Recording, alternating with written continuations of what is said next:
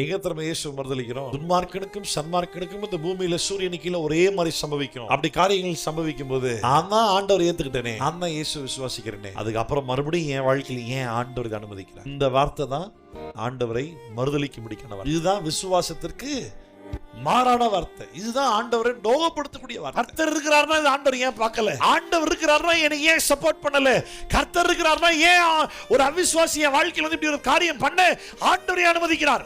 இது ஆண்டவர்ல அனுமதிக்கல. ஆதாம் எவளும் பாவம் செஞ்சனால விழுந்து போன பாவ உலகத்துல இது இப்படித்தான் நடக்கும். இதுல இருந்து உன்னை காப்பாத்துறதுக்காக தேவன் உனக்கு சிலுவையில் மறிக்கல. உன் பாவத்தை மன்னித்து உன் மூலமாய் கிறிஸ்துவனுடைய அன்பை அநேகர் கர்த்தர் வெளிப்படுத்தி உன்னையும் உன்னிமித்தமாய் வெளிப்படுத்தக்கூடிய அன்பை ஏற்றுக்கொள்ளக்கூடிய எல்லாருக்கும் ரட்சிப்பு தந்து அவ்வளவு பேரையும் பரலோகம் கொண்டு போறதுக்காக, நித்திய ஜீவன் கொண்டு போகிறதுக்காக தான் ஆண்டவருக்கு நமக்காய் மரித்தார். அல்லேலூயா. யதார்த்தமாய் பூமியில் நடக்கக்கூடிய காரியங்கள்ல அவன் என்னோ பண்ணிட்டான், அத்தான் இப்படி ஆயிருச்சு. இவன் ஏதோ செஞ்சிட்டான், அத்தான் இப்படி ஆயிருச்சு. அவன் ஏதோ பண்ணிட்டான், அதனால தான் இப்படி இவன் வாழ்க்கையில் மட்டும் நடந்துருச்சு. இல்ல, உன் பாவத்தை கர்த்தர் மன்னித்தது உண்மை. யதார்த்தமாய் நடக்கக்கூடிய சம்பவங்களை ஆவிக்குரிய வாழ்க்கையோடு கூட முடிச்சு போட்டு நீ இப்படி பண்ணிட்டு அத்தான் இப்படி ஆயிடுச்சு பேசாதீங்க. அப்படி பேசுறதுனாலதான் நீங்க வந்துட்டு அந்த மாதிரியான வார்த்தைகளால தான் நீங்க அநேக நேரம் ஆண்டவர் மறுதலிக்கிறீங்க. அதுதான் நேரடியாவே விசுவாசத்தை மறுதலிப்பதற்கான செயலே அதுதான்.